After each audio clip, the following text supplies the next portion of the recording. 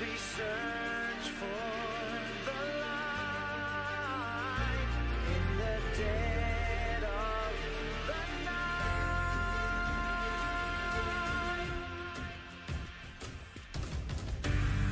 Will we rise above the days to come? Will it be enough? Or will we walk away this time? Look to your left, to your right, there by your side. 'Cause we all face the fire as we search for the light in the dead of the night. Feel that rush through time. Can you feel this newfound change? Only yourselves are here again.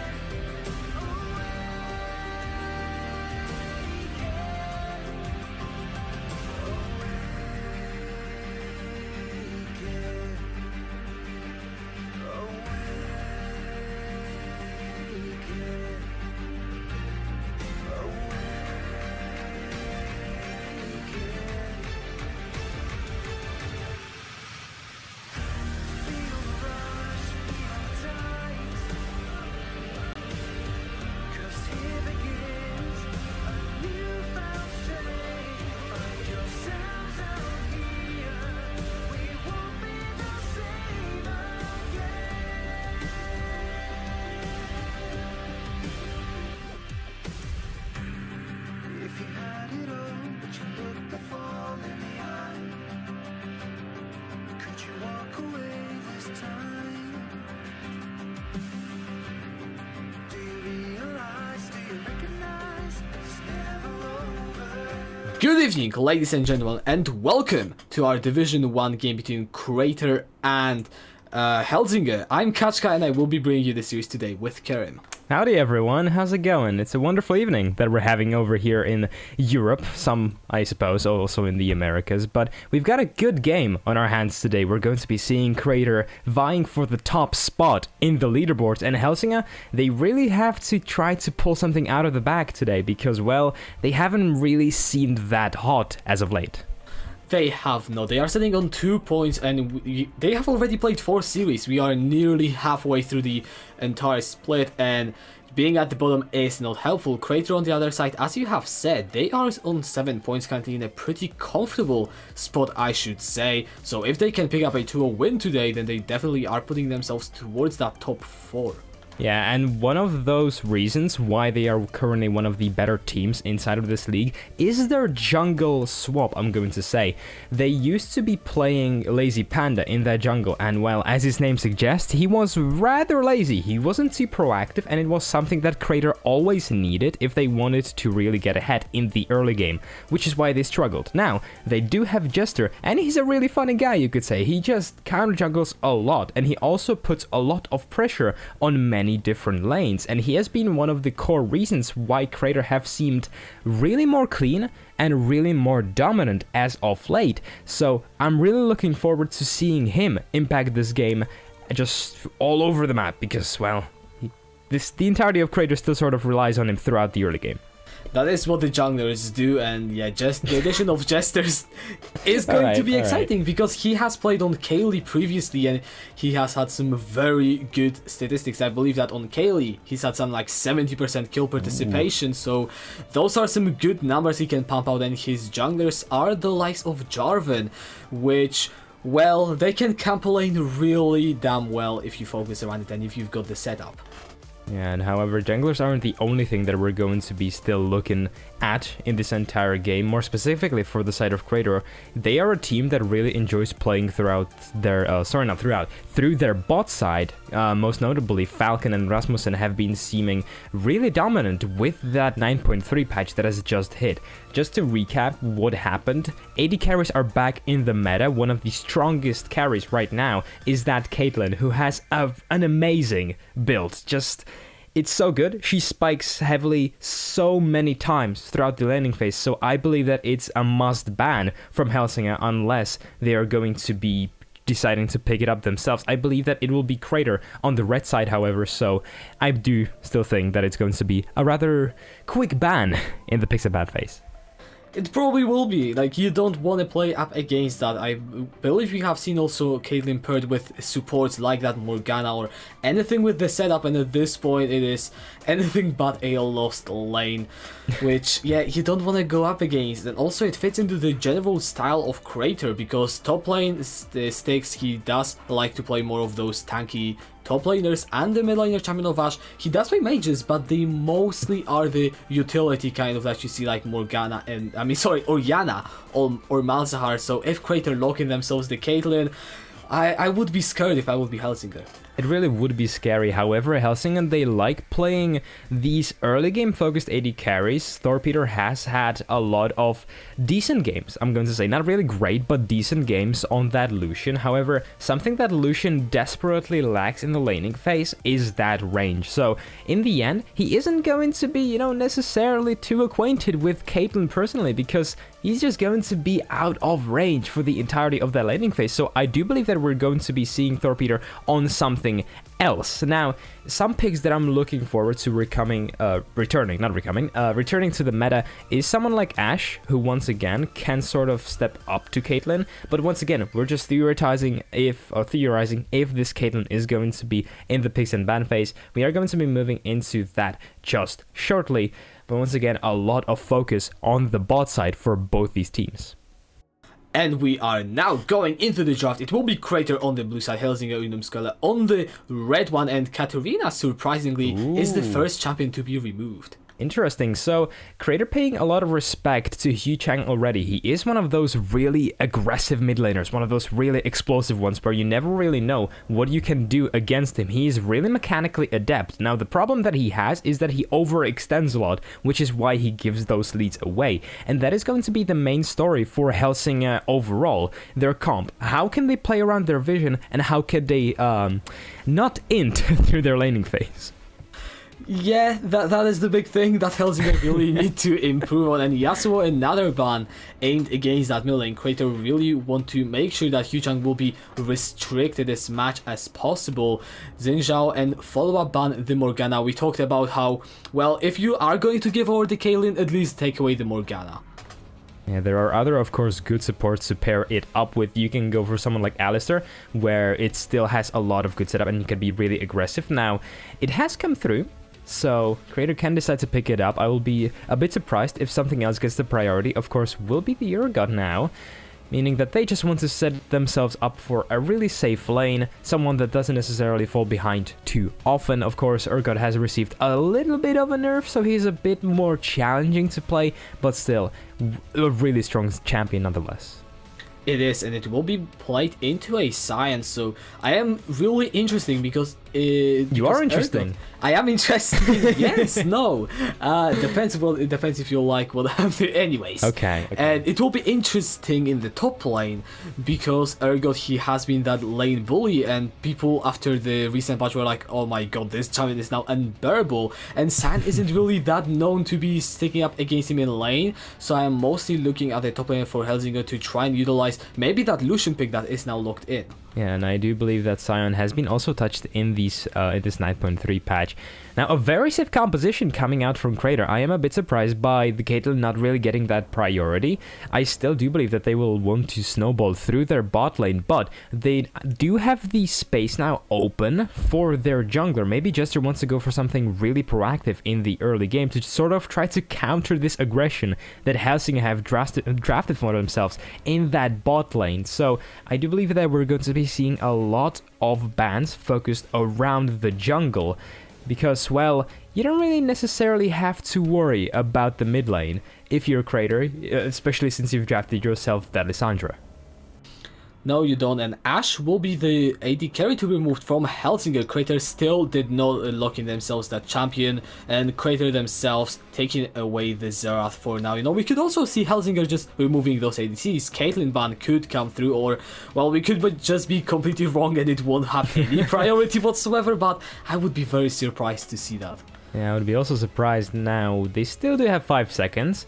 It'll be the Sivir in the end. Interesting. So the 9.3 patch is still ongoing. I do not believe that the meta has really managed to shape itself up just yet. So these teams are still sort of trying to experiment. So I'm not surprised that much that all these AD carries are getting banned out of the late game. I suppose that Helsingør saw that Crater are drafting themselves for a really strong late game teamfighting composition, and they said, no, we don't want to give them anything that can scale really well past 30 minutes and risk those late game teamfights as Crater miss a ban. So let's just see what Helsingør decides to pick up.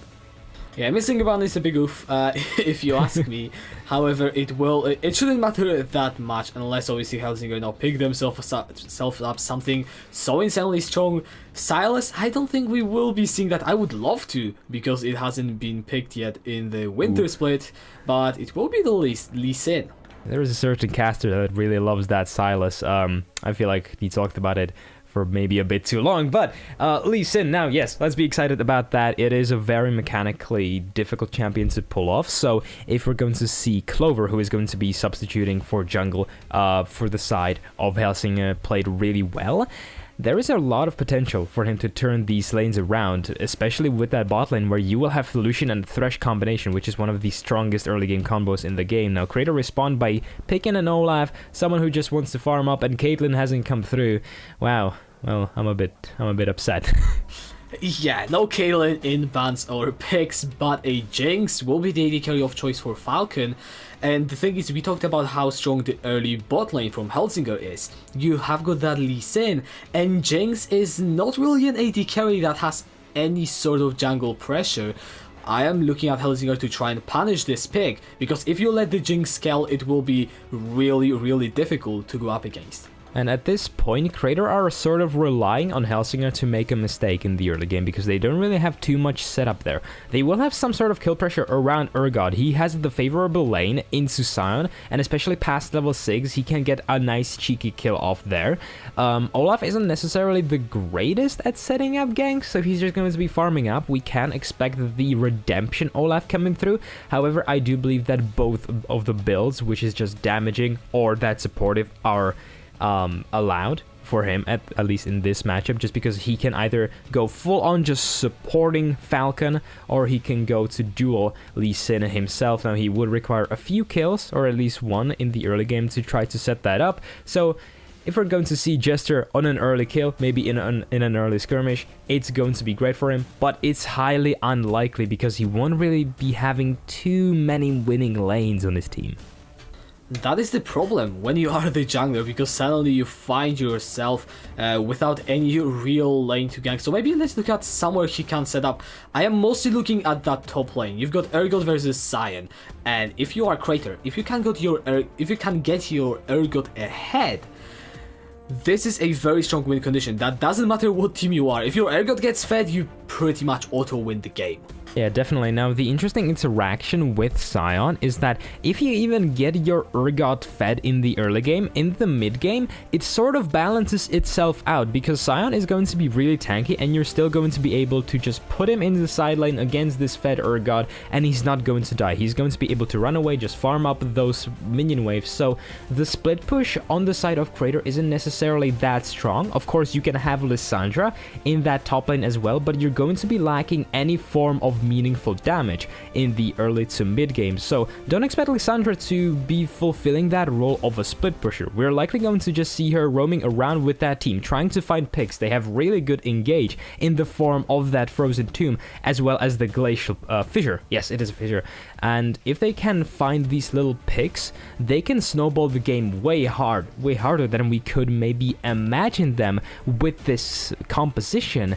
And once again, it plays against what Helsingør have showed us, because Helsingør are really bad at being safe. They have showed us that they can overextend, and maybe that is why Crater want to punish them this hard. Alright, looks like actually the game will be slightly delayed for a while. We will keep you updated whilst we talk about what else is to come. And I agree, Helsingør, they have overextended, and with this composition they cannot afford to do so, because as you said, Crater, they do not have really any mid-game spikes, and Helsingør need to utilize them. Give Crater a few picks that manage the Jinx to bridge that gap to the 3 items or even 2 items, and you will be in a whole new world of pain, because Lee Sin, Thresh, and even Lucian, although he does fall off later, they all don't really stack up against their counterparts once the game stalls out.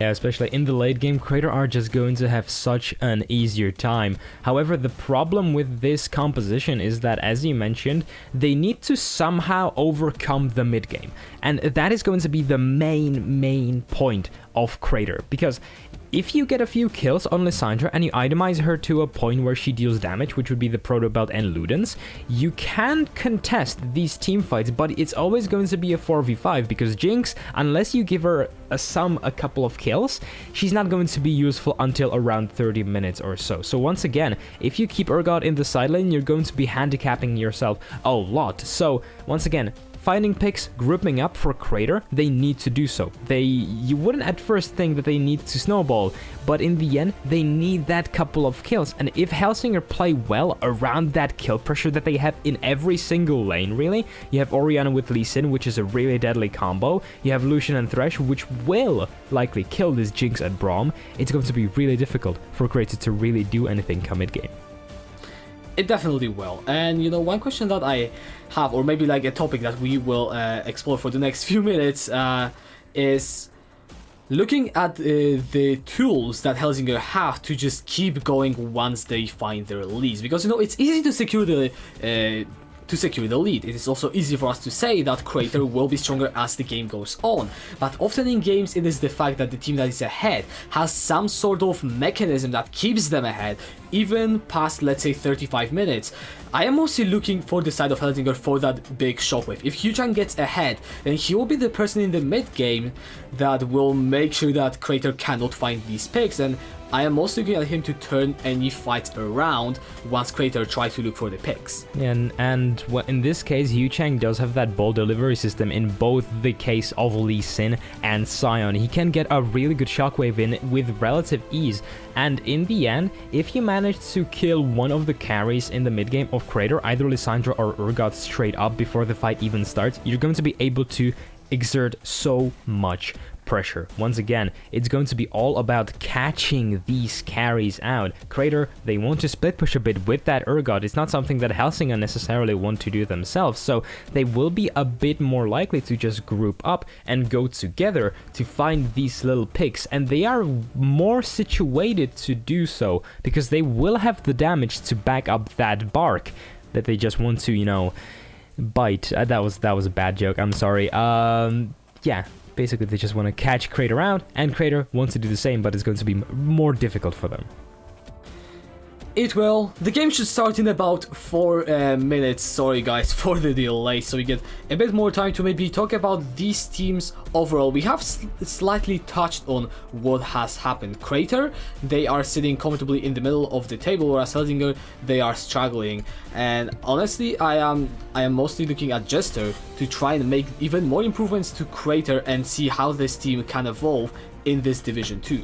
And in this case, I really would like to see him go for that dueling build on this Olaf, because firstly, we want to see how he plays. He is that new substitute. Of course, he was playing on Kaylee, I believe it was, and he was swapped in, so we know how he plays. However, I want to see how he still synergizes with the lineup of Crater, and if he is going to be put into a more supportive role, that may sort of handicap him a bit, although he has shown us that he can play both really supportive junglers, like that Sejuani. I know that, you know, she's more engaged focused, but let's just count it into the support cast of the junglers, as well as some carries like that Trundle. So yeah, our eyes should be on Jester which lane he decides to prioritize. I do believe that he will have his eyes mostly set up around that mid lane.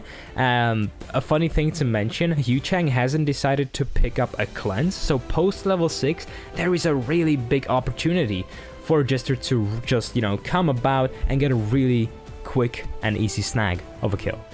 Well, Hyuchang still has a few seconds to swap his summoner, so we will have to see this just some more time. But as you said, if he... Yeah, 0 and... And nope.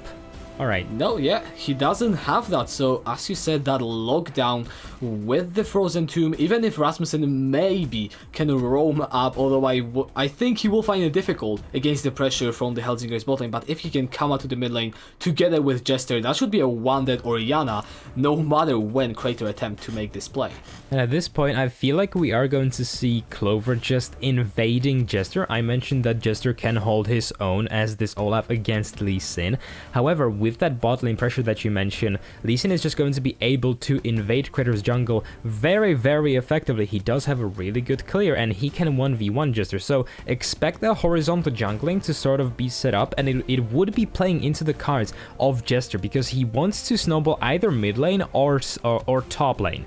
Either of them works. I still do believe that, you know, some kills on Champion of Ash would be a bit more beneficial than maybe on Styx, but if we see that horizontal jungling, it's going to be good for both sides, I dare say, and at that point it sort of just becomes a skill matchup, and which jungler decides to, well, be better and execute better. Yeah, that is something we will need to pay more attention to. Guys, we will be going into the game in a matter of 2 or so minutes, so let us know in the chat who do you think is going to win based on the players, based on the compositions, and actually comp-wise, Kerm, I'm going to ask you, which of these teams do you think has an easier win condition to execute upon? Well, when we look at the easier win condition, Crater, they just want to sit.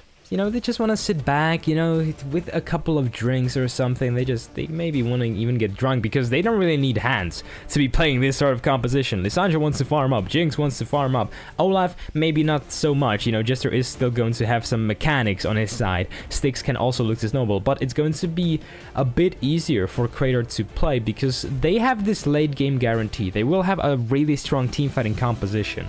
Now, on the side of Helsingør, they need to do something. They need to be really proactive, and they also need to not overextend, because at that point you have so much setup from Crater that you can get collapsed on immediately. So it is going to be a bit more difficult for Helsingør to really try to win this game, and I'm really looking forward to see them prove me wrong. Maybe just make a statement game and say that, hey, we may be in the bottoms of the standings, but we're still a good team and we deserve the playoff spot. Would definitely be a good story to see, especially after yesterday. If you didn't watch the match, Old Boys, they just came in and 2-0'd Virgo, which was something that I don't think many people expected. So another story like that in Division 2, I would definitely not mind to see, you know, if Helsingør, do they belong at the bottom of Division 2? Do they belong somewhere up? Well, they will have to prove it to themselves and to all of us, as yeah, we are slowly approaching that game. And one thing that I think is also worth mentioning is that the longer the game goes, the harder Helsingør will have to try, because they still have got those tools to find the picks. It's just that you need to rely on a god like Insig or something from Clover into the follow-up from Hyuchang. And yeah, it is just going to be difficult, so I just want to see Helsingør get some early leads and execute upon them.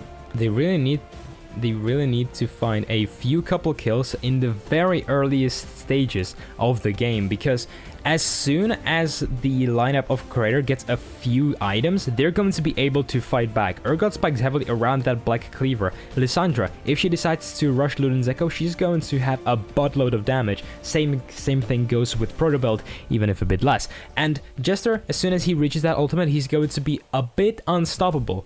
That's a pun and both a metaphorical thing. So they need to develop enough pressure to overcome this mid game where Crater are going to be able to fight back. They need a few kills on their carries. They need a kill likely on Hyuchang and possibly Thorpeter. If they don't, they're going to be really behind in terms of ease of execution, just because there will be so much disengage coming from the side of Crater. And maybe let's talk about individual players for a while that these teams have relied upon consistently. For the side of Helsingør, Hyuchang on that mid lane, he is someone who has gotten leads consistently and has sometimes overextended. Orianna, not necessarily the most snowbally champion, but I mean, can he even try to get ahead and utilize some sort of snowball on this champion, or is Orianna just not this kind of thing? As I feel like we are getting into the game, I should be in just a few seconds. Yeah, we are going in now. Orianna is a champion that can snowball really hard.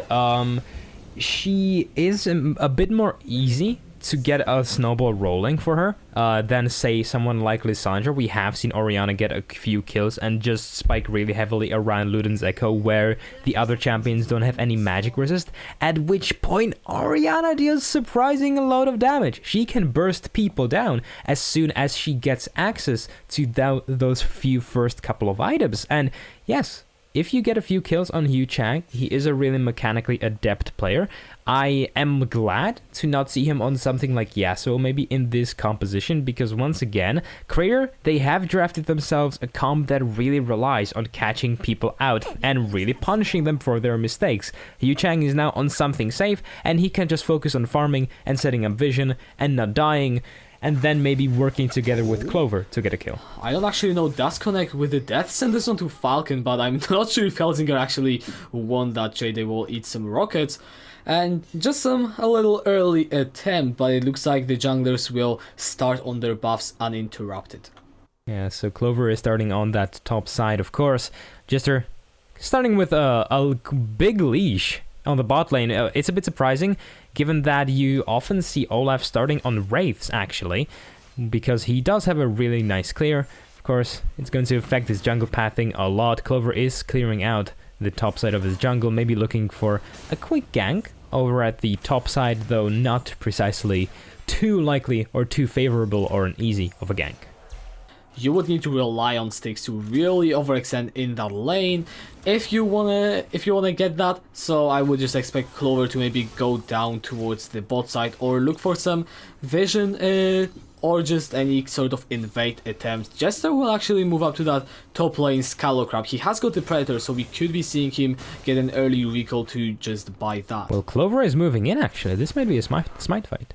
Yeah, he is. He will spot out Jester. The Scallowcrab is on 400 HP. Jester will smite that one away. Both junglers have the red buff, however, Styx will be the first one on the roam. There's a cross of charge and a flash away blow. Ooh. Flash forward and the undertow from Jester to secure the first blood. This is really huge, actually, for Jester, because I mentioned this in the picks and ban phase, but as soon as Olaf gets an early kill on someone like that Lee Sin, he can start to invade and just bully him. And now Clover is going to have a really hard time jungling, and it's just going to ease the time of Crater's composition so damn much. Yeah, Jester now in the position to finally make some impact. There are some pings towards that mid lane, so we could be seeing the Olaf as well try to burn some summoners. No Predator available. Jester is actually heading down there. Yu Chang in a pretty safe position, so I would be surprised if the kill goes through. There is the Ring of Frost, however, both heal and touch, there is the flash. The heal will not be utilized, and Jester is just active on the map. And at this point, Yu Chang's heal isn't the biggest summoner spell for him in that lane. It would be a bit more huge if he had that cleanse now. Falcon is going to get hooked. The heal has to be burned as well. Torpedo though. There are the concussive blow stacks. Ignite is falling through on Delusion. Flash away. Flash away from Rasmussen. The Ignite will take him down in the end. I don't actually know. Can he escape? The flash is there, but the concussive blows slow him anyways. This up. The flash forward. And the bot lane from Crater. 2v2 kill Helsingør. Yes, Helsingør. This is really terrible for Helsingør. Losing both in their jungle and bot lane department this early on, giving a double kill away to the bot lane of Crater is not something that you want to do with this composition. They needed a few early kills, not give them away. And now 1,000 of a gold lead for Crater. And at this point, they really have to pull a really interesting fight out. And look at the melee. No flash onto Yu Chang. He has got the heal. Does he decide to use it? Yes, he does. The smite comes down, but the undertow from Jester secures the kill, and Crater, they are just getting their kills and they are running away and building up some huge leads. So you know how I said that Yu Chang isn't going to overextend too much on that Orianna? Yeah, I may be reevaluating my statement, let's say. He got caught out in the middle of the lane once again, not respecting the vision that Crater have in that topside river. He should have just let the wave crash into his turret, really, as they didn't have any info and intel on where Jester was, and he just got punished hard. Now, he still has more CS than Champion of Ash. but it's going to be really a hindrance to him as Jester now is sitting on those 2 kills. Yeah, that Olaf, I mean, he's just going to be so damn good at ganking these lines. The fact that Falcon has a BF sword so early on also means that Thorpeter and I don't actually know will not have that much pressure in this bottom lane. I just want to see Clover actually make the moves, because if he doesn't, then we could be seeing this game slip away from Helsingør faster than we would expect. And the thing with Clover now, he sort of has to rely on getting into that level 6. Lee Sin before that doesn't have too much CC to really speak of, and he now relies on hitting that power spike early. Now, Jester doesn't, and he's in the bot lane. And he does not have the Predator quite yet, however the Zapso connects onto I don't actually know. Good flight to buy some more time. That sentence connects onto Falcon, but the Unbreakable from Rasmussen will block any incoming damage. The gank does not result in any gains, but it is still pressure put down. Really important that the Wintersplit did not connect in that bot lane. That would have been a stun and pretty much a clean kill for the side of Crater once again. So lineup of Helsingør survives now in the top, and there may be a fight and possibly a kill, however.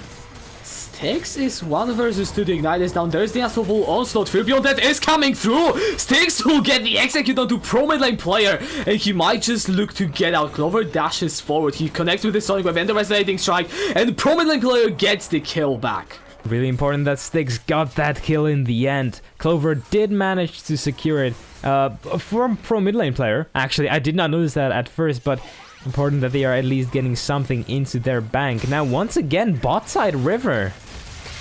Both sides where there is the fight erupting. I don't actually know. It's ignited down. The Predator is coming through, and Jester with the kill credit. Thorpeter looking to get one back onto Rasmussen, but is unable to do so. Huchang, though, he is chasing Falcon. The shockwave is available to his name, but it doesn't matter. It's Jester 4-0-0 on the Olaf at 7 minutes into the game. You can feel the beads of sweat now starting to form on every single person on the side of Helsingør. They are giving up so many kills and so much pressure. It is going to be a free Infernal Drake for the side of Crater, and this lineup is going to start seeming so damn strong as Jester is going to be able to go back, pick up that tanky enchantment, and we'll have to see if he decides to build... Okay, he's not building Redemption. That's good, because he now just wants to bully Clover out. Yeah, and the best way to do that is to just build some tank, build some damage, go into the jungle of Lee Sin. The Dragon's Rage still not farmed up on Clover, so he is behind. And I am just impressed with how Crater are playing. That lead is huge, considering what kind of compositions they have drafted themselves and what we have talked about it. And to think how this lead really came to be, Jester has been so proactive in this jungle, and it is something that Crater has always lacked with Lazy Panda. So right now, this swap is coming up huge for them.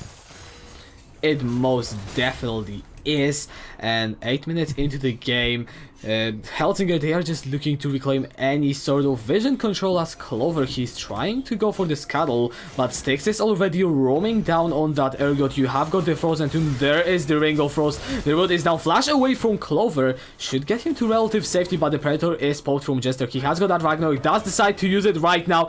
Can the Lee Sin going? No, he cannot. Jester flashes forward, is unstoppable, and his 5th kill of the game will go through at 9 minutes. Yeah, very clean flash and an auto attack from Jester there. 8-1 is the score now in the lead for Crater. It's a dire situation right now for Helsingør. They're still going to have the more optimal power spike, at least on one item all across the board, but it's going to be so difficult for them to reach it at this point because, well, Falcon is going to be hitting it first and sooner than Thorpeter. Same as with Hugh Chang and Champion of Ash.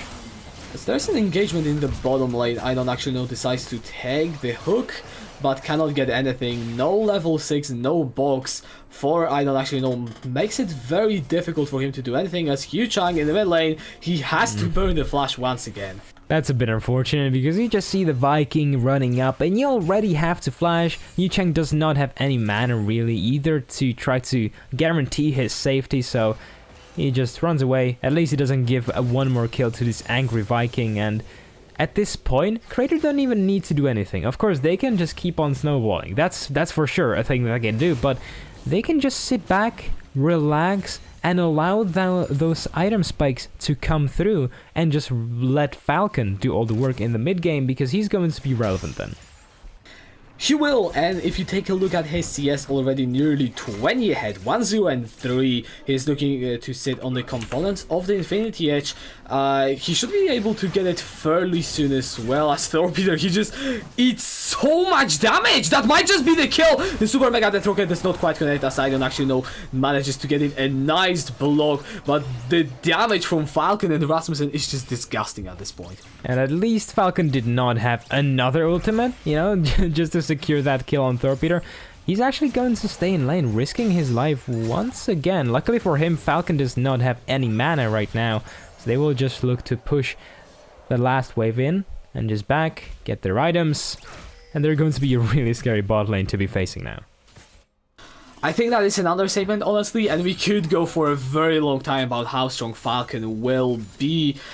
And he has also been one of the people that has tried to be the main carry for Crater before the swap from Jester. He was the guy that was the most consistent in defeats. That was the person that had the kills when winning, and I feel like it is also slowly translating, as there is the Glacial Fissure. Rasmussen might have just been caught out under the turret. That is an unfortunate overstep, and I don't actually know, gets himself on the board. And well, that kill is sitting, and I don't actually know, so it isn't the best of outcomes that Helsingør could have had hoped for, but it's something. It's a kill for them. Now, what could be also a kill is this Clover in the top lane. It could also be Hujang in the mid lane. He has to use the heal up, and Champion Mash will get the kill. Credit now sticks up in that top lane. He tries to get away. There's the Dragon's Rage into the wall. Styx cannot really move. He tries to go with the Disdain, but the Decimating Smash will seal his fate, as Pro mid lane player gets his second kill of this game. I would have really liked if that kill could have had gone on Clover, because he needs those kills right now. He needs to be relevant in the early game, and instead it's going to be going on that Scion. And they're also trading 3 turret plates in the mid lane. That is going to be a lot of extra gold sitting in the pockets of Crater. And right now, things are definitely not looking good for Helsingør, as they need to find a few miracles. Yeah, really. They need the side of Crater to overextend like they did in the bot lane under their own turret, and maybe then find and sweep some kills through there. Right, and it does seem like a near impossible task, if you ask me, when you are Helsingør, because you've got a team composition that really needs to get ahead, or, well, keep up the tempo. And being 4,500 gold behind at 13 minutes is, well, it isn't the highest tempo you could ask for. Is there anything that Helsingør can do at this point to try and come back in this game, or are they just relying on Crater to make some stupid mistakes? Well, they're definitely going to be relying on Crater to make mistakes, but they can also utilize the power spike that Hujang and Torpedo are going to be receiving. Hujang is going to be finishing that Luden's Echo up in, I would say around 2 minutes. Torpedo is also really close to getting that Blade of the Ruined King, so those power spikes are going to be huge for them. They can play around them, they're really good. And Lucian at Bork is better than Jinx at Infinity Edge, so they can try to utilize those and maybe look for kills. Hujang is very much out of position. Nice shockwave onto 2 members, but no summoners means no escape, and Styx is the one to get the kill in the end. Yeah, really unfortunate from Hujang there, once again just getting a bit more cocky, and I don't actually know, he's just bursted down. So is Torpedo. Actually, he does manage to flash away at the last point. However, he cannot dodge the auto attacks, as Falcon is sitting with a double kill. The first turret of the game will be falling, and Crater at 14 minutes in the game are sitting on a 6,000, actually correct me, 7,000 gold. In Crater, they're just saying pedal to the metal, they're pushing it down. And they're just clamping right on top of it. Falcon now maybe finding a kill on Clover here. The Zap connects and executes Clover. Rampage for the Jinx is for the Falcon's Jinx, and the mid lane is the next target as Crater. They're just picking up every objective they want. And I really like what Crater are doing here. They picked up that turret on bot lane. They went to Drake. They chased away Clover. They went to mid lane, took a turret. Now they're resetting. It's really smart what they're doing. They're pretty much utilizing the amount of gold that they're building up perfectly. Falcon has been able to get that Zeal, and he's going to be building up into what could be either a rapid fire cannon or a Runan's Hurricane. And at that point, he's just going to be dealing so much damage that it's going to be, once again, even more impossible for Helsingør to try to do anything. And the Herald is still on the map, and there is absolutely nothing that will stop Crater from taking it. Once they have got that objective, then taking towers has never been so easy. And the item leads, the damage leads, the vision leads. Crater literally have everything you would want to have. As pro mid lane player might just get cut out, he will though sit under the safety of his own tower. And he still does have the unstoppable onslaught, so he can just run away. Now, who might be getting caught out is Jester, or in the end... Okay, they'll reinforce themselves in the top lane.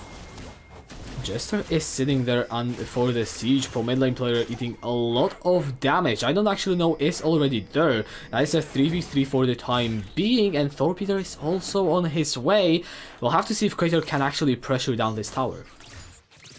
Well, they do have the superior siege right now. Orianna is in the bot lane and cannot join them to easily clear out these minions.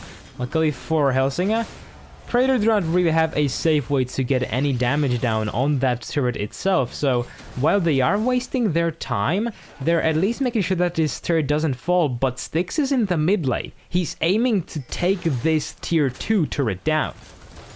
And he will get it if no one stops him. That Ergot is strong right now with the Black Cleaver. However, there might be some sort of engaged. Clover intersects him back. I'm not sure exactly where.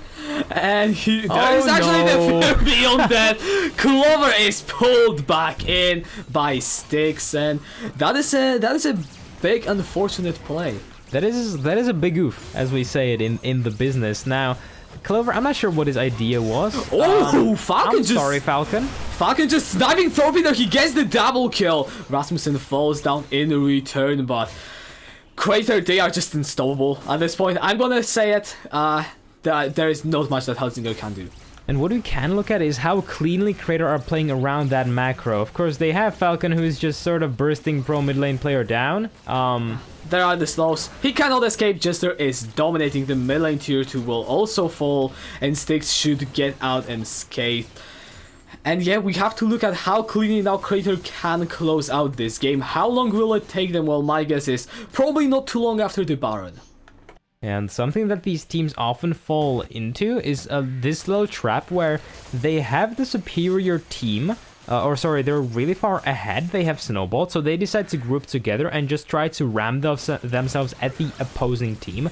And it isn't something that Crater are doing right now. They are realizing that, well, hey, you know, we got the split pushers, we got Lissandra with the teleport, we got Styx, we can pressure 3 lanes simultaneously because we are stronger.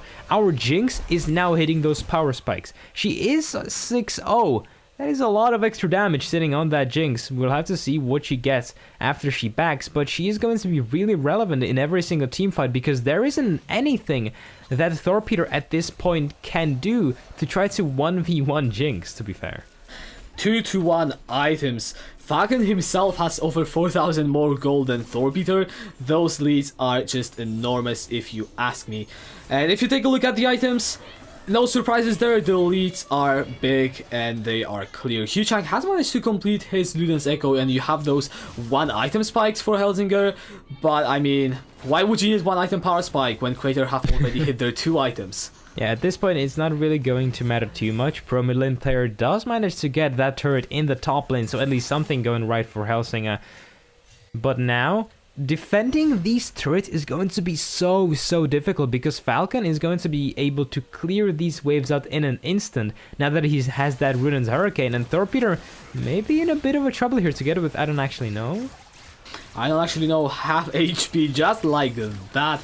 Popped by the Jinx. These waves are just melting in Falcon's gaze. Clover is looking for some potential engage. The only real way in which Helsingør can look to come back is by some miraculous play, but even then your disadvantage in levels, items, damage, everything is so big that, well, it's near impossible. And at this point Helsingør needs to go for a fight. There is that Rift Herald there. The shockwave onto two members is good, however, Jester just runs into the back line. Clover is burst down and shredded to pieces. The fear beyond that kills Torpedo. Styx is on a killing spree. Falcon still free to dish out any damage he wants. Hu-Chang has to go down to his base.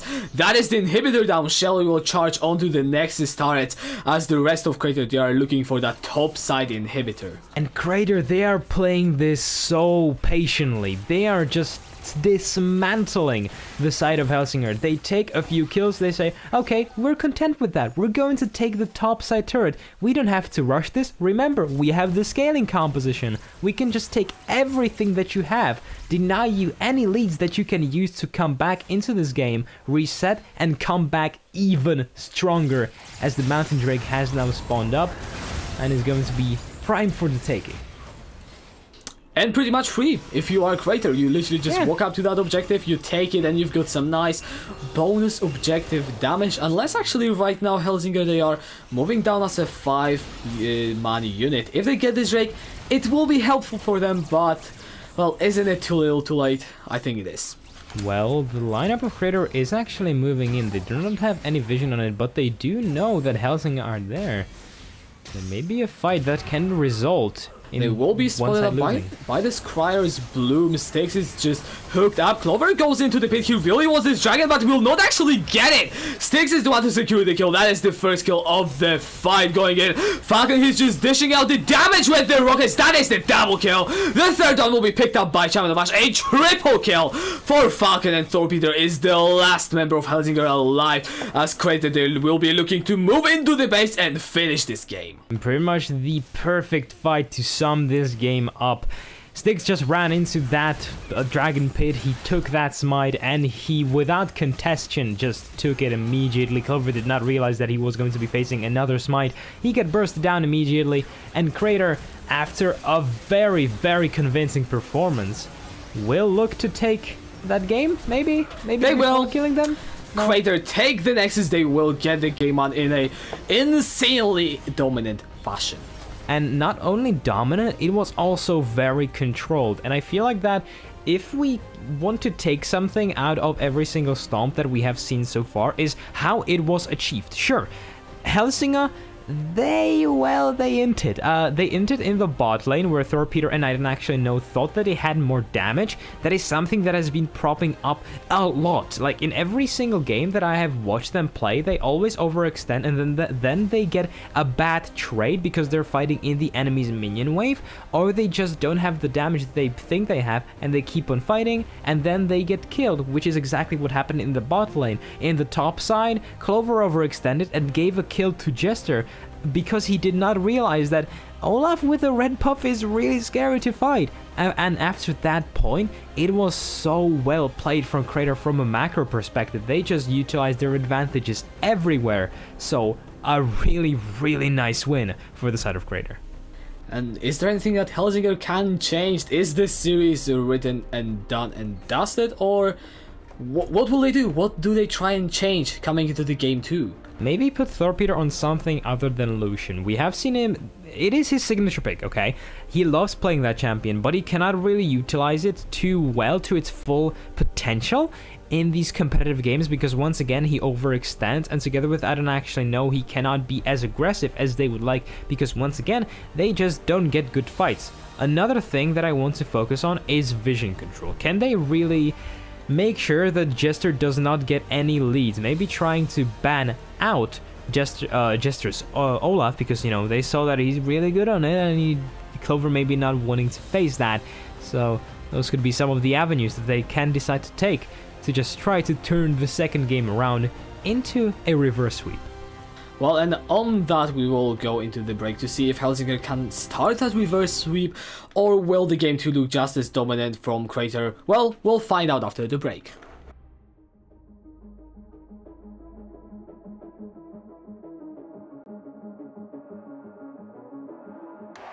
Welcome to the world, no heroes and villains. Welcome to the war, we've only begun. So pick up your weapon and face it.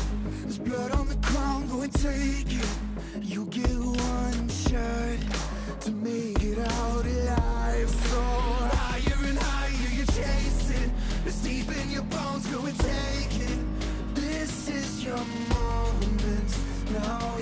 your time. So prove yourself and rise, rise. Make them remember you. Rise, push through heaven. Rise, rise. They will remember you. Rise. Welcome to the climb up. Reach for the summit. Visions brave, the one falls steadily the end. So higher and higher you chase it. It's deep in your blood, go and take it. This is your moment. Take to the skies, go. Prove yourself and rise, rise. Make them remember you. Rise, push through heaven. Rise, rise. They will remember you.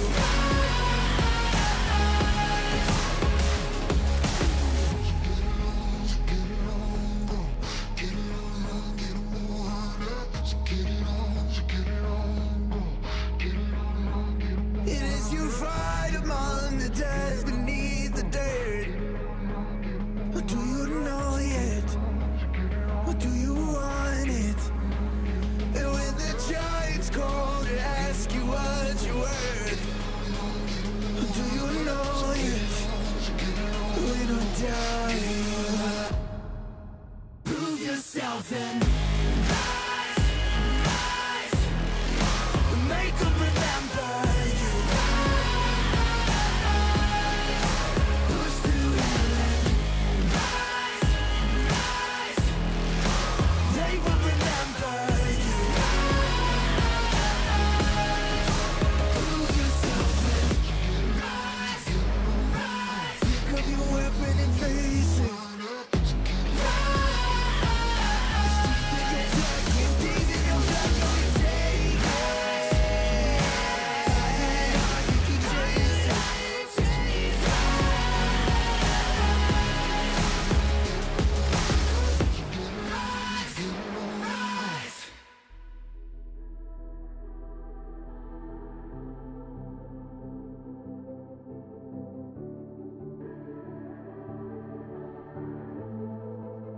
Legends never die when the world is calling you. Can you hear them screaming out your name? Legends never die, they become a part of you. Every time you bleed for reaching greatness, relentless you survive. They never lose hope when everything's cold and the fighting's near. It's deep in their bones, they'll ride into smoke when the fire is fierce. Oh, pick yourself up, 'cause legends never die.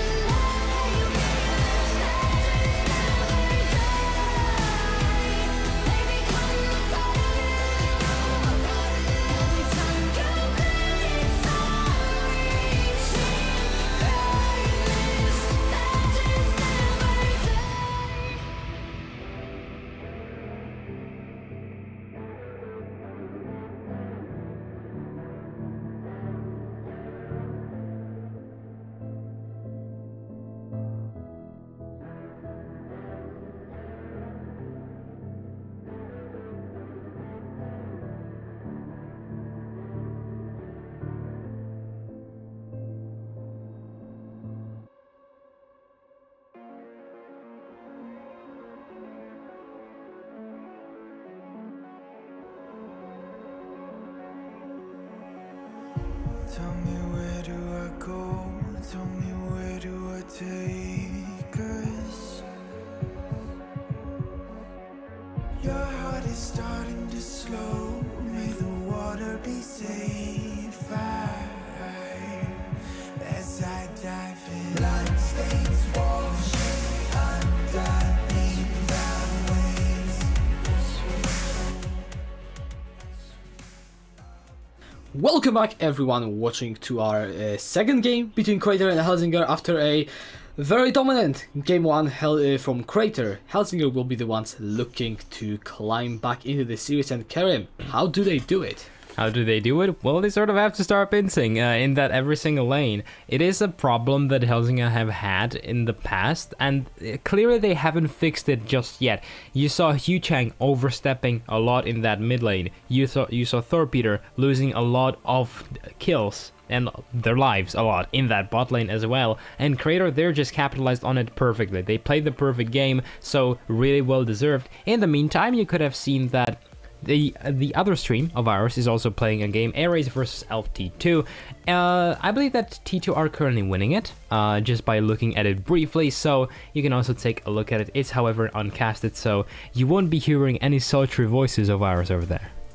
No, you will not, but you can still watch the match if that is what you want, and I feel like we will be slowly getting into the draft for the second game between Helsingør and Crater, so, you know, I'm just excited for that.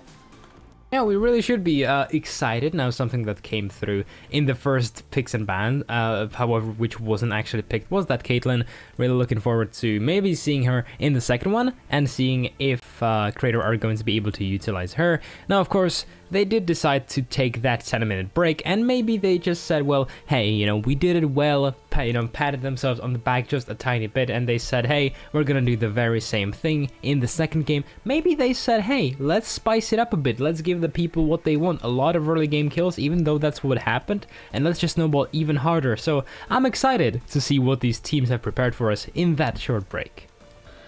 Maybe some Silas, please. No. Yes. Not doing that bit again. Okay. No, we're not going to be talking a lot about Silas. I just want to see it. Okay. I mean, okay. To be fair, I would love to see it. I would be glad if we saw Silas in that game. However, I feel like it's such a niche pick right now. It's not necessarily the strongest one. It doesn't have too much pressure in the lane unless you're playing against someone who spikes heavily around their level 6, at which point you can utilize their own ultimate. It's more in the mid-game skirmishes that it comes online, so it's a better counter pick rather than a first pick, so maybe we can see it. It wasn't actually banned in the first game, so hey, you know, anything is possible, really.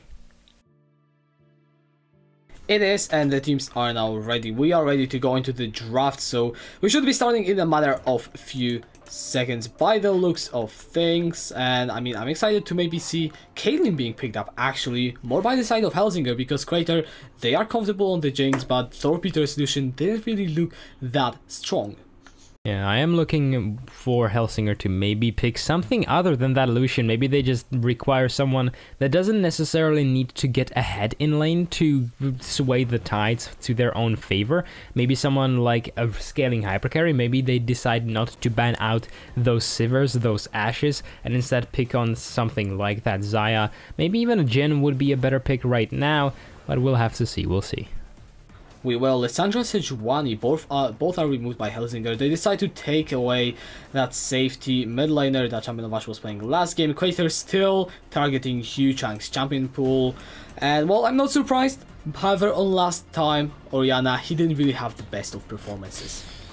Yeah, so Orianna isn't actually a champion that really tends to overstep and overextend a lot and die because of that in lane, and the fact that Huchang managed to do so sort of speaks wonders about him, but maybe he can be a bit better on someone like that aggressive pick. He has showed us that he can play really well if that champion has a high skill ceiling, so well, Crater respecting that and just banning those picks away from his arsenal as we see a relatively boring top lane matchup. There we go. I think we've seen that before. Have we? I'm not sure. Yeah, I mean, it is a very niche matchup that, you know, it doesn't pick often. However, Jarvan for Jester is something more interesting. Definitely is. I'm really looking forward to how Jester is going to Udyr. affect the jungle. Yeah, that's an Udyr. Yeah, you would be It right. is. I am so good. I know the champion right with Right? their looks. Especially if they have their name written down right below them. Anyway, on a more serious note, I'm looking forward to see how this Udyr Jarvan's playstyle works out. Because Jarvan did get a buff and Udyr has been untouched for a really long time. And Udyr is one of those champions that can 1v1 you, especially if he gets ahead. So far he doesn't have any winning lanes right now, so I do believe that it is something that Helsingør are going to focus on heavily. They need to draft something that has better wave push than Orianna, which is already going to be difficult, and Lissandra is banned, so the champion pool isn't that wide for mid lane. I would be expecting maybe something like that Syndra, which can rival it. Maybe a Nivea, technically, can also give that wave push advantage, but we'll have to see what they decide to pick, as they are just banning out, once again, the hyper carries from the hands of Crater. Yeah, Sivir is removed, the last ban. Last ban on the blue side, I think something is wrong with it. I'm not sure exactly. Yeah, most likely. Well, it is a missed ban, so a missed opportunity for Helsingør to ban something out. So, maybe fair sport, given that it was Crater last time around that didn't get a ban. Who knows, who knows? And now, well, so far Crater are just once again buying themselves the There is the Caitlyn. team fighting composition, and now they will have Caitlyn, who is going to have a relatively easy time playing against Lucian. We'll see what he decides to pick for his support. However, if it isn't Braum, there may be a lot of troubles heading his way, because Caitlyn can decide to pick up that Morgana. It is a very strong combination, and Helsingør, they sort of have to go with something strong, but Soraka... not It something is that I would pick. Soraka. I wouldn't pick Soraka into this, because generally, while Caitlyn is really focused on poking you down, if you pair her up with an engage heavy support or Morgana, she's going to be available not only to poke you, but also burst you straight up. So now Crater can go for something like that Alistair. An Maybe Echo. Thresh, okay. Well, you wanted to see some things being spiced up. I don't think we can get much more spicy than that. An Echo for Huchang, and you know, he likes to play those mid laners like the Yasuo and Katarina, hence the bans. I think Echo does fit into the champion pool pretty nicely. Oh yeah, and he does have that safety trigger in that ultimate of his, so maybe it is going to help him out a bit in that mid lane, especially if Jester is going to be running all over his lane, because that's what he loves to do, apparently. I'm looking forward to seeing maybe Udyr together with Echo in the mid lane. They won't actually have any hard CC to really speak of, but if Orianna decides to run something like an Ignite and try to bully Echo out of the lane, it is a possibility. You can see Udyr just flashing on top of her and stunning her up. You can pair that up with the W of Echo to try to stun her up, and in the end, there may just be a really cheeky early game kill happening in the mid lane. There could be. I mean, I'm just looking forward to seeing Echo work at all, because that champion, he can be very impactful once he gets the kills, and he also does have this scaling factor. You cannot forget about the late game Echo. However, when I'm looking at Crater, I am scared, because their team composition is going to be insanely strong at so many points in the game. The Kelly Morgana lane will be a one to be feared of, and Jarvan, a ganking jungler, as well as all of the team fighting tools that Crater possess, does make them a formidable composition to go up against. And another thing, they have the team fighting, they have the lane dominance, and they also have the engage potential. They will have this, how do you call it, the ball delivery system. I'm not sure where it was coined. It may have been EULCS or NALCS, not sure. But you will have Jarvan jumping in with that ball on top of his head as a crown, and at that point, it is going to be really easy for Champion of Ash to just get a good shockwave in. So once again, a really good engage on Crater, and they can go for these important picks. You cannot really say the same thing on Helsingør. They sure do have Sion. However, he's likely going to be sitting in that side lane, because he's going to have to put pressure against Urgot so that the lane doesn't collapse, and it's going to take him a time to enter a team fight, so he's not going to be the main engage option for Helsingør, and at that point, they don't have too many other abilities to really set up a good fight, so Crater definitely won out in that department in this draft. However, what I'm looking at is that Udyr in the jungle, because, well, it's a very peculiar champion. He kind of can fight, but not necessarily so early on, and it's literally, Okay. I don't know how he works, because whenever you see him, at least whenever I see him, he's a different champion. Like, sometimes he would honestly just run you down, sometimes he will not, sometimes he wants to scale, sometimes he's just going early. So, like, I mean, how does the Udyr even fit into the whole thing? So in this composition, he works as a split pusher. Generally, you will see Udyr just power farming in the early game, possibly going for an invade with his mid laner. We can expect that if he gets that cheeky early kill onto Hu Chang, it would allow him to invade Jester's jungle, because he will have the stronger 1v1 compared to Jarvan in the early game, especially if Jarvan doesn't build any of the damaging items, which I, don't believe is going to be a thing, because lethality Jarvan was only a thing in the pre-season 8, and that was really disgusting. But moving back to this matchup, in the mid game he transforms into, okay, imagine a super minion that auto attacks like 3 times that fast. Okay, that's essentially Udyr in a side lane. Okay. Especially if he decides to pick Demolish as his second rune tree. Generally, you will see him with a Conqueror. He can be an absolute monster in the side lane. And so, it is possible for Helsingør to get this 1-3-1 composition where you will have Sion in one lane, Udyr in another one, and Lucian Soraka and Echo just sort of defending the wave in the mid lane. Now, what that composition lacks is any strong disengage. So, if you have Crater just piling up in the mid lane and forcing a fight on these 3 members, they're really squishy and they're going to be blown up immediately. So I am really looking forward to how Helsingør are going to play this composition out, because it's not an easy one to pull off.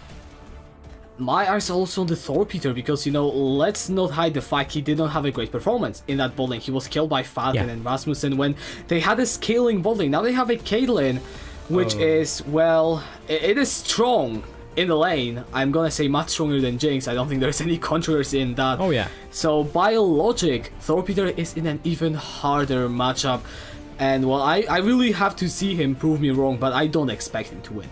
And maybe if they get Clover in that lane, they can try to do something, but they don't really have any hard engage.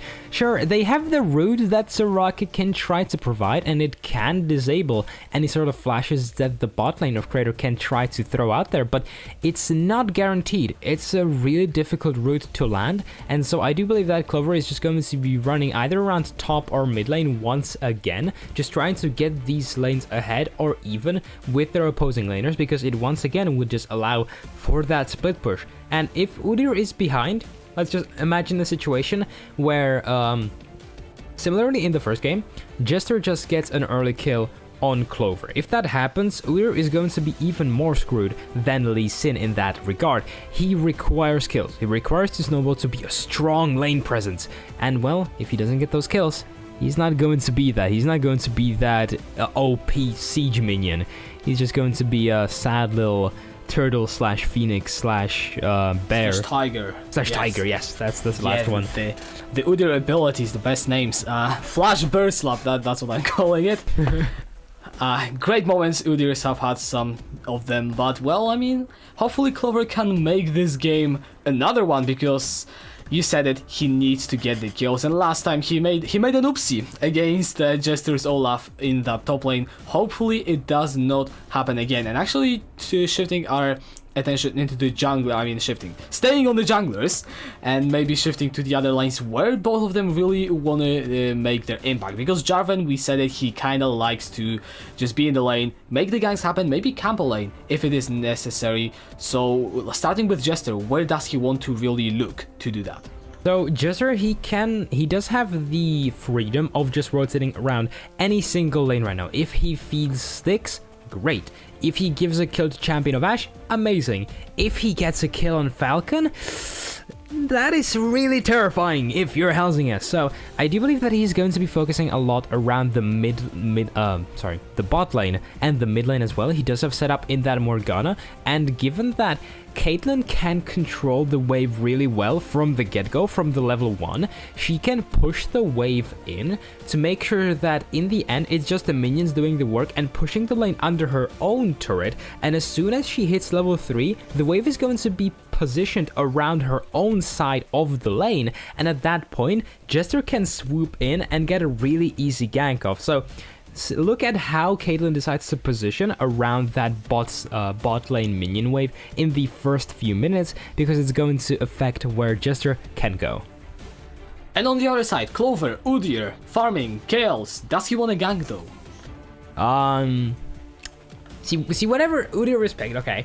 I am looking at how much setup does he have, because he is one of those junglers that doesn't have any setup himself. The only lane that he has really good setup in is Saya. He does have setup in top lane, so he doesn't necessarily want to snowball pro mid lane player. I do believe that he's going to be going for an early kill in the mid lane maybe, but if that doesn't happen, he's just gonna farm. He's just going to be farming his jungle. He's going to try to farm Jester's jungle if he has pushing lanes. And after that, well, maybe he's just going to turn into that siege minion. So we won't see too much lane pressure from Clover, but he is just going to be playing into that mid-game terrifying cannon minion, really. Melee cannon minion. Yeah, the trick to G special. Hopefully he doesn't scream as hard whenever he gets a kill. Let's hope, because that would outscream you. Yeah, we would probably hear him, yeah.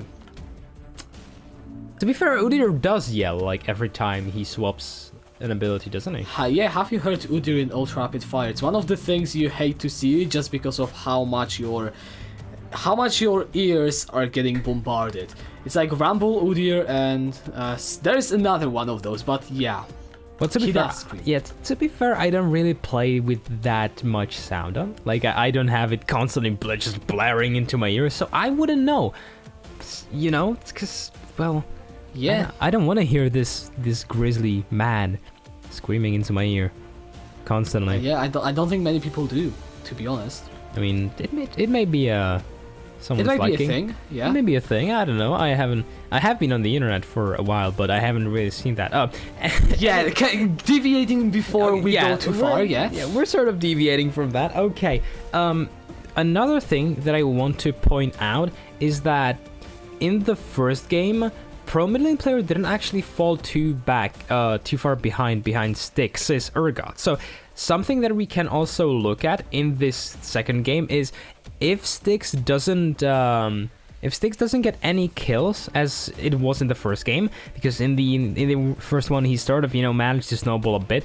Can Styx find those leads himself? Because Urgot does have the favorable matchup. See if he manages to find a few early kills, because in the end it's going to be a bit more beneficial for him. And on the stream you're seeing that, well, T2 has won the first game. Was it the first one? It was the first one, yeah. Yes, okay. So that's good. That's fun. Well, fun trivia. Yeah, they just finished the first game. We're going to the second game. We're ahead. Let's go. And we're in a pause. We are in a pause. There are some problems from the AD carry of the red team. That is the Kaylee. Falcon has now reconnected. They should be getting ready in just a little while. So let us know, guys, in the chat, who do you think is going to win this game? Will it be Crater finishing off the 2-0, or do you believe in the Echo, Udyr, and Soraka power to carry us to a game 3? We'll take a look at that in just a short moment. One thing that I just noticed is that I didn't actually know has just one L in actually. And I don't know why, but it's tilting me so much. Oh no, why did you say this? No. I never noticed. I've seen this guy for weeks now and I have never noticed it, but it's okay. We're not really what's the adjective of like being able to notice a lot? Perceptive. Obnoxious? Okay. Not obnoxious, no, perceptive. Yeah. We're just good analysts, like superior ones, of course. But am I? I would say that with your Twitch support, you're onto something, maybe, sometimes. Okay, maybe. Onto a road of hell. Anyway, it's gonna be met one day, I tell you. No, please no. Anyway, I'm not sure if it's going to be on stream, because we are currently in a game now. The teams are just setting up in a nice line formation on the respective sides of the river. So nothing interesting going on just yet. Yeah, we might just do the radio. Oh, okay, never mind. Here we are, no radio broadcast, and yeah, as you said, just the line, and we actually see Thorpeter and I don't actually know just sit in that tribush, spotting out for potential invades, but Rasmussen is not interested in any of them. There is just some warding going around, nothing crazy just yet. And while an early kill would have been great for the side of Crater, of course that's with any team really, they don't necessarily have to do that. They don't have to risk their lives because they're going to have the lane pressure regardless. Now, and so while we should keep our eyes on the bot lane in the first few minutes, another lane to keep our eyes on is mid lane, because Champion of Ash can really bully Echo out on this Orianna in the first level. And once again, Falcon is pushing this wave out, so it does seem that he has maybe heard me talking about what he can do in the first level. And Caitlyn Morgana is that lane known to just push out, get the shove in. Rasmussen already landed one binding. He's just standing there pressuring for more, and Thorpeter and I don't actually know, will not have that much of a fun time in that lane. Definitely not at first. And definitely not at first. Now, look where the wave is, because Falcon is still pushing it out. Maybe he just wants this second wave to collapse to make sure that Thorpeter loses a couple of those minions. Now, all of these bindings are already landing from Rasmussen. Really impressive stuff overall. And Falcon, I do believe that he has maxed the trap second, so at this point, any landing can possibly be a kill, given how much Crater have already poked Helsingør down. Actually, look at Jester. I really like that attempt to get the blue buff to set up the vertical jungling, but Clover, he's coming up. He will just be going to check. The blue buff should fall though, so looks like the successful trade of bats, or will it be? He does have smite. There is no smite. It will be taken by Jester in the end. Oh, Clover gets the stun. Styx is roaming up. That is a flash forward. This is looking very similar to the last game. There is another stun for Clover. He does get slowed down with the corrosive charge. Huchang is coming to save his jungler. And right now, Jester and Styx are the ones in a tough position. Jester already eating some damage. That is the dash from Huchang. And Flag and Track from Jester. Decimating Smash will not connect with the knockout. Now, Pro mid lane player is the one being turned upon. He's got the flash to go over the wall. Will utilize it in the end. And some crazy invades, but no kills. As in the bot lane, Ignite is down onto... I don't actually know. He has to burn the barrier. Kill as well. Flash. A lot of summoners forced from both of the sides in this bot lane. And Falcon's auto attack was cancelled there after that flash from I don't actually know. Now, in the meantime, that trade in the topside jungle does go well for Crater. Jester had to expend his flash, but at the cost of Clover's and pro mid lane player. And well, that is going to be a really good start, because now Jester is going to be able to steal away all of this farm from the hands of Udyr, who survived by the skin of his teeth. Just because Jester missed the flag and track, he queued first before throwing out the flag, and if that hadn't happened, if that little mistake weren't there, that could have been a very similar situation to what happened in the first game. It could have been, but it does not end up being so. There is still, though, a slight goal lead in favor of Crater, mostly due to that farm advantage in the bot lane and the jungle, and Styx is also nicely punishing pro mid lane player up in that top lane. So Crater, no kills for now, but they are still in a good spot. Definitely in a good spot, just at least for now. Of course, 500 CS behind, mostly on the back of that bot lane and jungle. Remember, Jester was able to steal out so many camps from the hands of Clover that it is going to be so easy for him now to stay ahead. And good for Udyr. He doesn't really need his to hit that level 6 to be relevant, just level 4. He's hitting Jester now, and that may be a bad trade. Jester does find the knockup. There is the smite for the slow. Meanwhile, the bot laners are trading as well. That is a flash forward from Falcon. He really wants this kill. The net will propel him forwards. The knockup is found, and the first blood goes to Jester. Huchang has joined the fight, though. No flash. But they didn't know Thorpeter was there. Thorpeter is in the fight, though. He's landing damage, but the binding and the Piltover Peacemaker just deletes him off the map. Flash away from Huchang to get away from that Jarvan, and a double kill for Falcon. And Crater out of nowhere, a 2000 gold lead. And you don't want to see that, Thorpeter. He was sitting in that bush for so long, but in the end, Rasmussen's Dark Binding is all it takes. He was so low, and he just got blown up immediately in that fight. Now, Falcon, he had to use that flash, but it's all good. He has 2 kills, and I mentioned that Caitlyn has an amazing build, at least after those crit item changes. She is likely going to be able to finish at least that BF sword after this upcoming wave, maybe even get her shoes and a dagger in, and that is going to be a really terrifying bot laner to be facing if you're Helsingør. I think that is an understatement once again. And I mean, this is honestly just some insane stuff from Falcon getting the upgrade. I'm just looking, what items can he buy? That must be at least a BF sword, maybe some boots. There it is, the BF sword and a Pika! Oh my, I'm sorry, Thorpeter, but yeah. That is actually... You're not getting... Yeah, that is actually a very interesting itemization choice from him, because what you'll see now with most players is that whenever they get their ideal back, which would be around 50 or 60 creeps, they go back and they pick up a BF sword and they try to aim for Berserker's Grief second, because then they can abuse the fact that, well, they have that attack speed as well. So Falcon is just opting for finishing that Infinity Edge as soon as he can, maybe a bit unconsciously, but he still is going to have a lot of damage regardless. As Jester is looking for a gank up in that top lane, good block on the unstoppable onslaught, and if you're beyond that from Styx, gets an easy kill on the gank. A nice aggro juggle as well there. Jester tanks 2 turret hits, however they were both full HP with Styx, so nothing that pro mid laner could do there, and that is once again another kill going into Crater's hands, and they all... Not always. They play these early games out so well whenever they're not facing a team that is super mechanically ahead of them, which would be the case with someone like Tyne, say, and they're just able to snowball these leads out of proportions.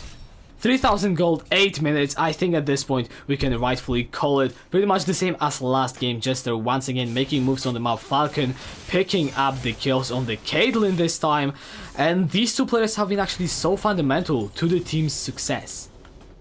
Well, certainly. Now, I'm not sure if we can call it a game just yet, or the same game as it was before. Of course, Crater, they are positioned to do very much the same thing as they did last time around.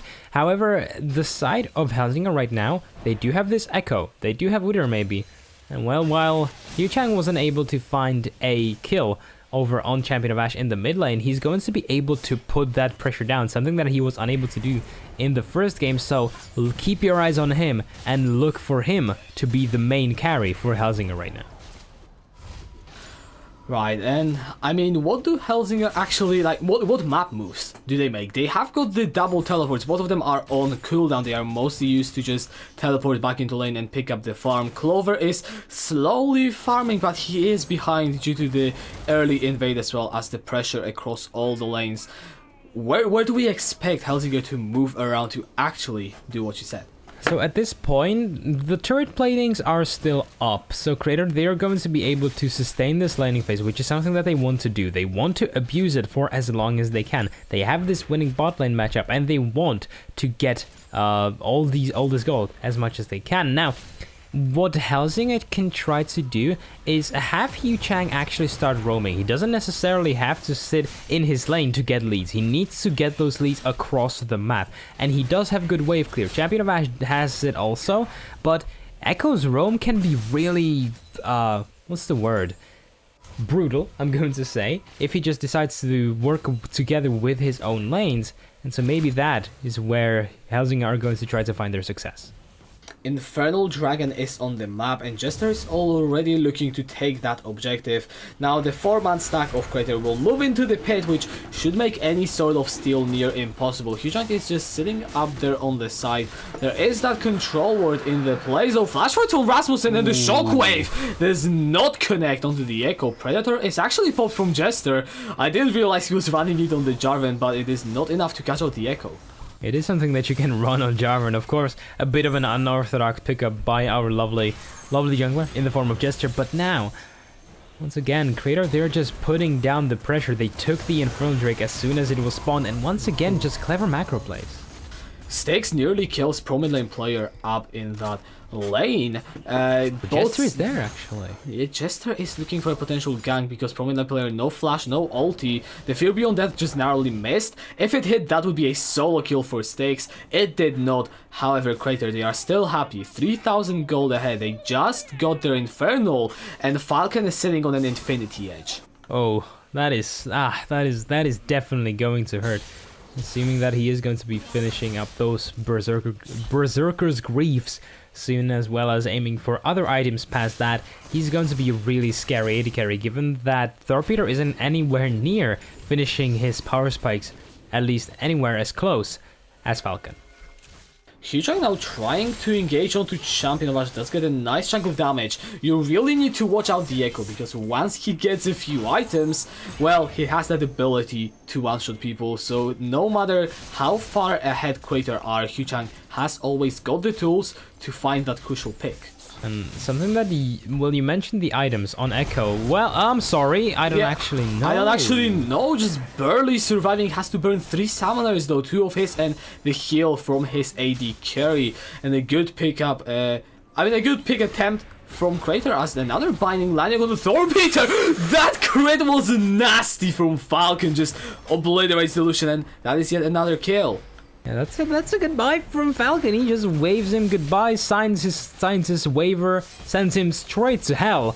And Thorpeter now on a 10-second gray screen. That is going to be a lot of gold going into the pockets of Crater, as they are likely going to be able to take this turret before the turret platings even fall. As in the mid lane, Clover is forced to flash. And the first turret falls down in the ball lane as well. Crater, they're just getting everything they want. 5,000 gold ahead, 5 kills to 0. Well, is this the perfect game? Do we call it yet, or do we still give Helsingør some chances? Huchang, he is getting engaged on Jester, burns the flash in the hopes of some engage. Styx does not connect with the Fear Beyond Death in the end. Actually, a teleport is coming in from the Champion of Ash. Predator is popped by Jester. Clover has nowhere to run, and Jester is the one to get the kill. In the end, once again, Jester picking up another kill. He has finished that Cinderhulk and is going to be building up into even more items. Huchang is going to be teleporting into that mid lane, seeing if he can protect at least some of these plates. That is really disgusting of a wave clear, I have to say, but, you know. It's only one item. Just wait until he gets more. Time Winder is pretty good, not gonna lie, to just push these waves out. But well, the wave clear itself is not going to save you if you are Helsingør, because Crater, they are not relenting. This very much looks like the previous game. Definitely not relenting at all. They once again are keeping the pressure up. They maybe not have the complete late game guarantee as they had last time around, but they're way better positioned in the terms of their draft to just close this out in the mid game. They do have Caitlyn, they do have Orianna, and at this point they can start grouping up and fighting these picks. Clover is on 50 CS compared to Jester's 70, and that is really not a good look. That is the binding cover landing onto, I don't actually know, and there is the like a Falcon is on a rampage. Huchang going in, a lot of damage onto Rasmussen. He pops the stopwatch though. Jester is there to tank up the calling. There is the chrono break. Huchang, he does not get the kill. A double kill for Falcon, looking to make that a triple. Will be able to do so as Styx is run down in that bot lane. At least one kill going in favor of Helsingør, but Crater, they're just doing whatever they want. And such a clean fight from Crater. They played everything perfectly. Rasmussen baited essentially Huchang into bursting all of his damage on him. Then he popped that stopwatch, and in the end he was blocked by his teammate to make sure that he doesn't die from the culling. And in the end it was Falcon picking up 3 kills. He does have 6 kills. And while Clover is hammering away on the bot side turret, it's a tier 1, brother, not a tier 2, as Crater managed to secure themselves, and they may even be heading for that Rift Herald. It does feel right to say the Baron, but we're only 15 minutes into the game. The acceleration with which Crater are pushing this game is huge, as Champion of Ash could just get killed. Does manage to escape in the end. No mana for both of the carries, and actually Helsingør will be able to get control over that area of the map. So they will be able to at least get something down for themselves. There is no vision actually from Crater, so while they are still almost 8k gold ahead, they don't have vision on these vital objectives. They will know if Helsingør are coming up and around this Rift Herald. Now in the meantime, an Inferno Drake was secured in silence, or no. Well, I mean, in secret. In secret, yes. Undercover. Undercover. Well, I was going to go with in silence, but Clover Udyr isn't the quietest champion. You know, Clover is trying to fight Styx. He's taking a lot of damage. There is the wish from I don't actually know to save his jungler. Will be crucial to prevent that Fear Beyond Death as Styx just jumps over the wall. Huchang could still be looking for the collapse. There is a parallel convergence. Finds the stun. There are the stats. Flash away from Styx to get away from the Time Winder, but Huchang is on the chase. He's got that movement speed. There's the Groza charge and the face dive from Huchang to finish off the kill. But that gives so much time to Crater. They're just grouped up around this Rift Hell. There is just Soraka and Lucian who are behind to try to force them out of this objective. And in the end, the trade goes to Crater. And once again, Crater are just playing so well around these macro decisions. Just a really impressive stuff from them overall. It is. However, I like the fact that Huchang and Clover are the people to get the kills. Because, well, they are the ones that need them the most. You can argue that, yeah, I mean, Thorpeter does need the kills as well. But the late game Lucian is not going to be anything like a late game Echo. So there is that at least for Helsingør. Definitely, and at this point you maybe just want Lucian to sort of give things away, you know, give that gold that he would normally be taking to Huchang and Clover, as they will be the primary carries, as you correctly analyzed. And now the Rift Herald is in the mid lane, so that can possibly be a turret heading over. Watch out for a potential 5-man engage with the Cataclysm and Shockwave, because that will obliterate Helsingør as soon as it happens. The first turret falls. That is the binding coming in. Jester goes in. A Shockwave will be used only onto one person. That is the Fear Beyond Death finding the fear onto Thorpeter. The Herald falls in the middle of it all. Falcon is gone like Styx. It's going to get taken down by Clover. Huchang looking for more, unable to find the kill. Is going to be taken down to a low HP as the turret is taken, and the kill trade is 2-for-1 in favor of Crater. And such a good Fear Beyond Death heading from Styx there. Now it may not be over, as Clover is stuck between an empty Baron Pit and a hard place, and he just, you know, decides to take his leave. But look at Falcon. Huchang is going in with that parallel convergence, but the damage is here. Rasmussen gets the kill and the ace in the hole. Falcon is legendary. Yeah, that's the poop that I talked about from Falcon. He does have 8 kills, and he's going to be dealing a lot, and I really do mean a lot of damage. A very, very nice fight from Crater. Once again, they are just so far ahead that they can just pretty much do what they want. The Baron buff won't be spawning for at least 2 more minutes. And once again, look what they're doing. They push out mid lane, they get a good fight, and they move away. Now, Clover is on the chase, but Champion of Ash will just get away. And Crater are stealing stuff away from this Udyr, which is really important because he cannot get back into this game. Being behind in jungle is just so much more punishing with those XP changes. However, pro mid lane player is caught out by the binding. Falcon is just dishing out the damage. The wish comes through, but the Shockwave from Champion of Ash gets the kill. He gets a double onto Clover, as Jester will have to get out from his own Cataclysm. Huchang is on a flank and able to find the engage opportunity. The Predator is popped from Jester. They could be looking for, I don't actually know. There's the flag and drag and the flash to extend the lockup. The flip back and Styx slays, I don't actually know. Really impressive mechanical stuff there from Jester. It's well, not maybe really impressive. It was nice. Well, let's put it that way. Once again, a lot of kills going into the bank of Crater. They are going to reset. They're going to get those items. Look what most notably Falcon decides to pick up. It will be the Berserker's Greaves, as well as the Static Shift. Baron will be spawning in 5 seconds or so.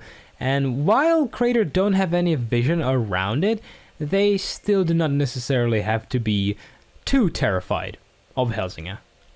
No, they don't. And Jester, he's 2-0-13, participated in 15 out of 16 kills in his team. This guy makes so much difference for Crater. He's the backbone of the team, and Falcon is the benefactor, getting all the kills and getting to be the carry. Huchang is just sitting in that river looking for some opportunities.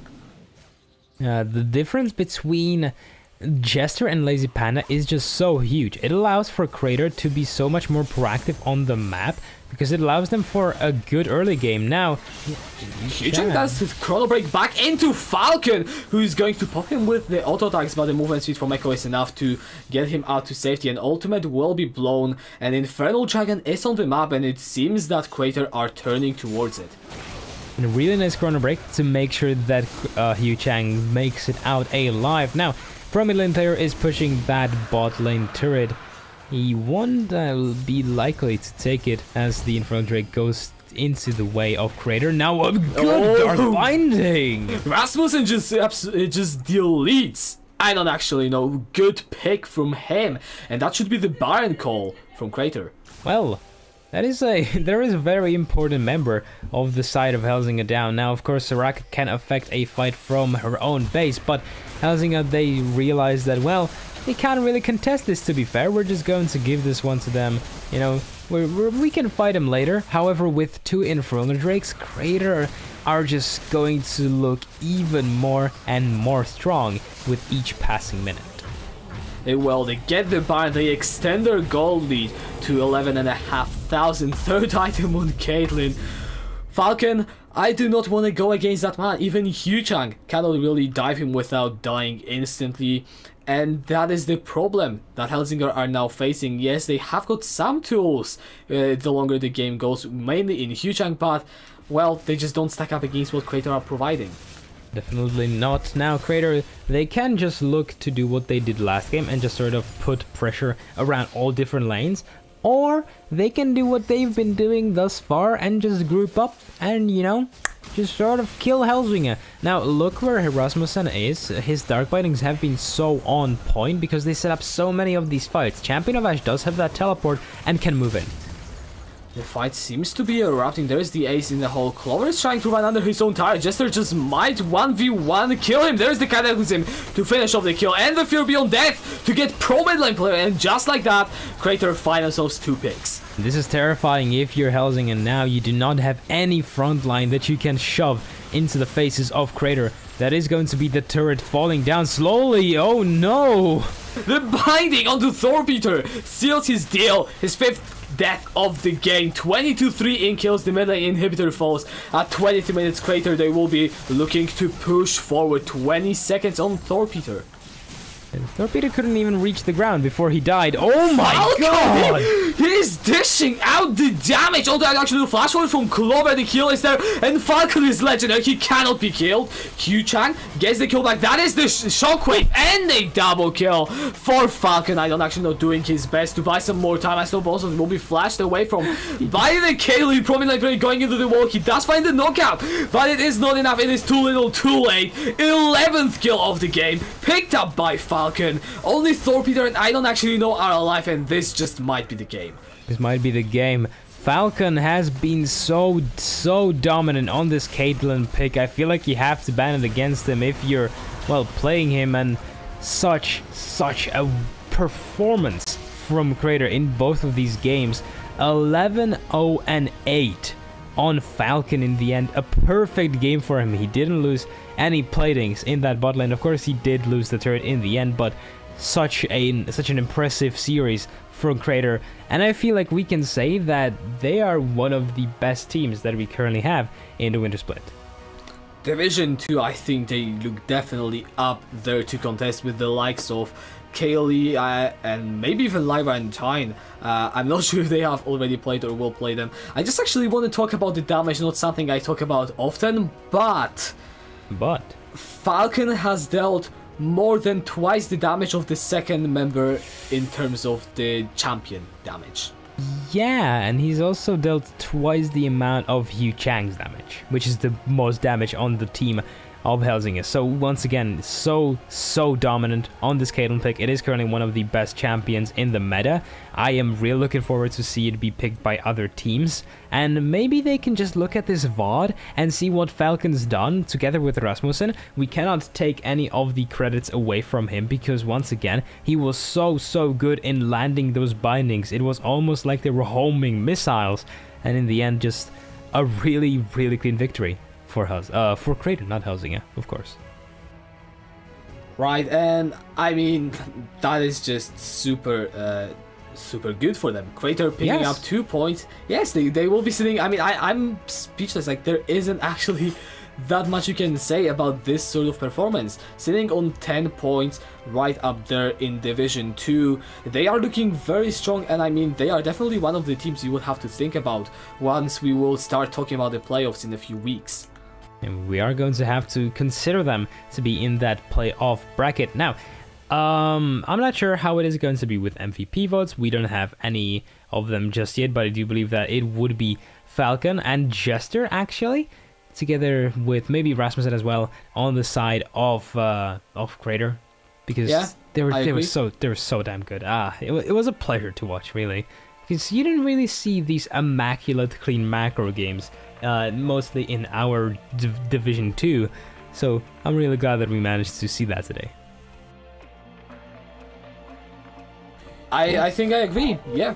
I think okay, that's yes. okay. You No, don't have to I do with me. agree. No, I it's mean- okay. Okay, sorry, I do agree, Karen. You're the superior analyst.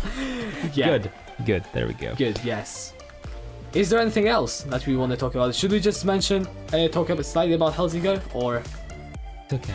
No, Helsingør Yeah. don't deserve it. I mean, yeah, no, they do, of course, they do, no. That don't take that out of context. Helsingør, they tried to play, of course, but they didn't get to play, really. He Chang managed to find a few opportunities where he found a couple of kills, but in the end, they all just fell apart. In the first game, they fell apart because of early game pressure that the Crater were able to enforce thanks to Jester and the bot lane overextending for Helsingør. And in the second game, it was the same thing, except the bot lane of Helsingør didn't overextend. It was just Crater playing well. So they tried.